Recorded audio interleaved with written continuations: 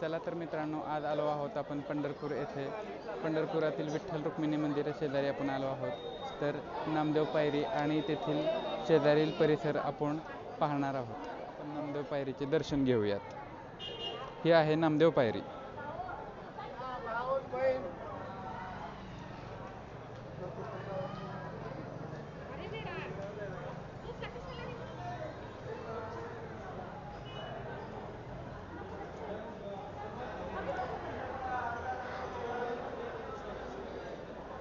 आणि मित्रांनो, ही आहे श्री संत चोखामेळा यांची समाधी.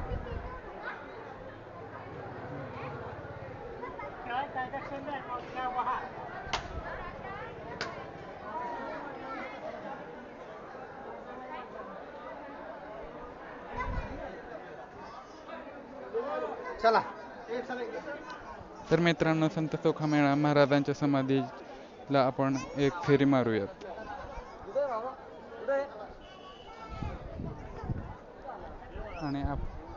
आणि आपणास समोरील श्री संत ज्ञानेश्वर दर्शन मंडप दिसत आहे. तेथूनच दर्शन रांग सुरू होत आहे. हा आहे दर्शन मंडप, श्री संत ज्ञानेश्वर दर्शन मंडप.